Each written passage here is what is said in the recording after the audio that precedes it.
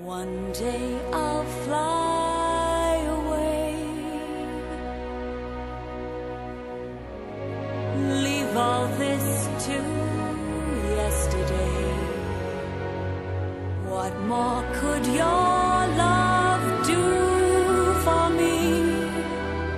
When will love be through with me? Why live life from dream to dream and dread the day when dreaming?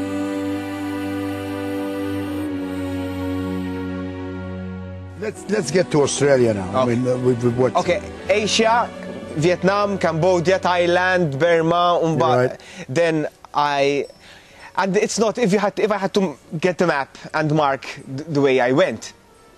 Be a lot of crosses and knots and whatever. You think a kid got a pen and went like that? Yeah. Because I You was just wherever you feel like it. it's not where logic takes me. It's where the heart takes you. That's right. If you meet nice people and they're going to Bali and you know that you want to go to Bali eventually, and a flight from Thailand to Bali with these low-cost airfares will cost you just $40.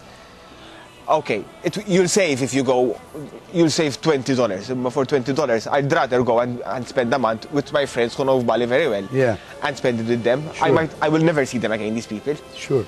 So that's how I was doing, and then the weather was against me, so I returned back to Malta for 2 months, did some work, relaxed a bit at home, enjoyed the family, then back to Some work in Malta.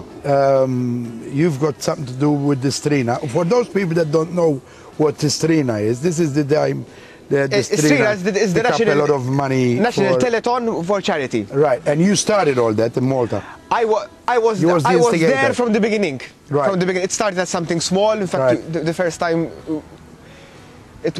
I think the first time was we collected under $1 million the first time. Yeah. And eventually it grew up for $1.5 million Maltese, each for $6 million Australian. 60 million. Well, I've tried something the same here, and we ended up with about 200,000. But I mean, Australia so far you can't reach the people and to explain, you know. But we've done all right.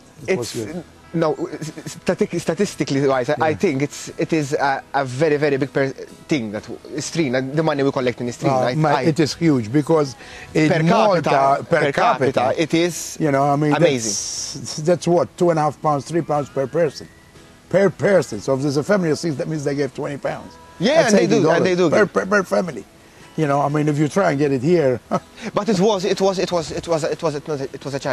It was a challenge. Like Strina didn't happen.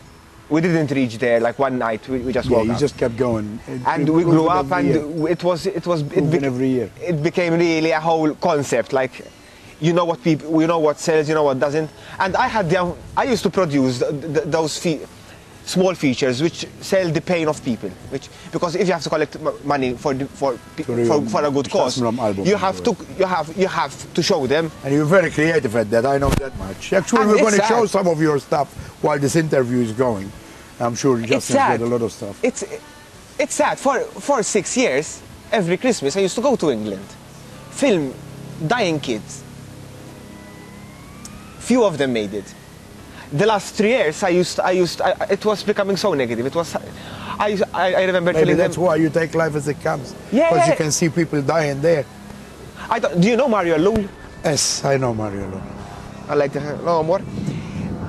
He was the turning point in my life. He's a friend of mine. He was a friend of mine. He still is. He was. He was. Well, he still is. He's forever. Insomma, he died. I remember before I went to Switzerland. I had gone to Switzerland. Like I was contemplating of going to live in Switzerland. I went to test it, but the language is too different now. I couldn't stick it there.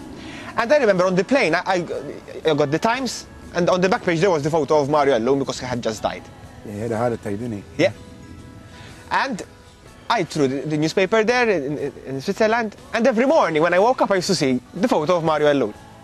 Subconsciously, like it's there. Yes, it's there. And one fine day I said, Mario,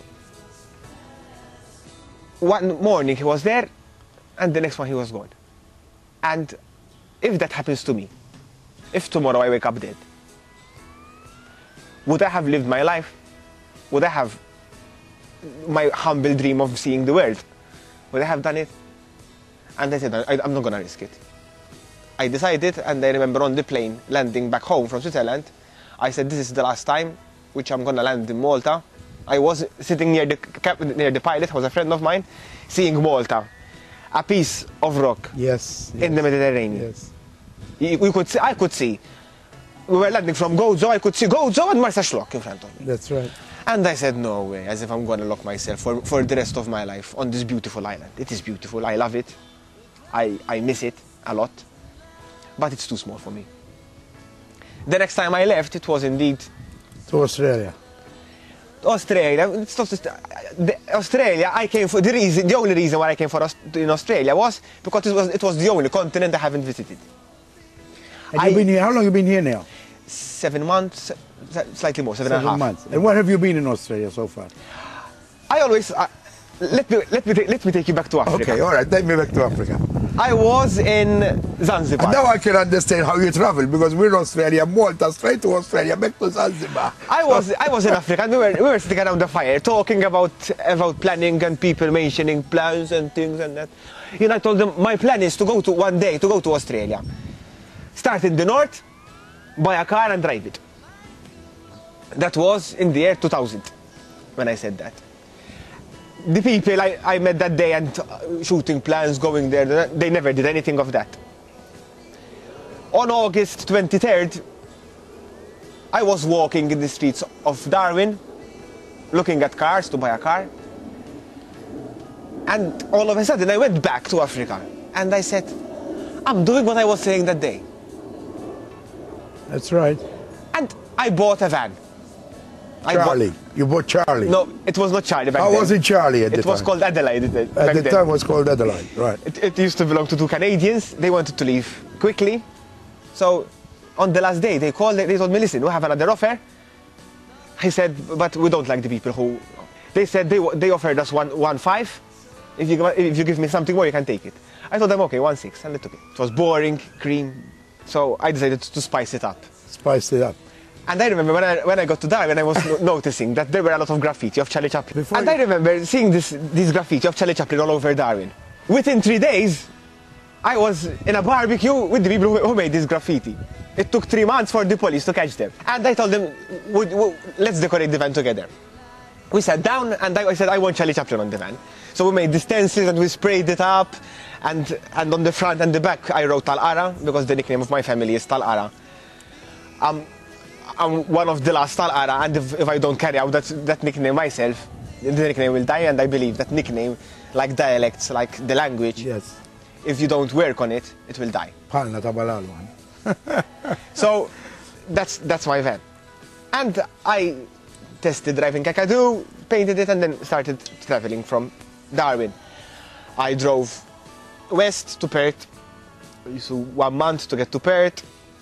Took my time, drove through the Kimberleys and Darwin, Perth, the Kimberleys, Broome, Exmount, which I think it's a different Australia. It's big. It reminded me of Malta. I was in Exmount, I remember, and on the landscape there were the blowholes and it's the rocks, the cliffs. And I remember telling them, my friends, I told them, this is like being in Armir. For a moment, I was back in Armir, walking in Shire.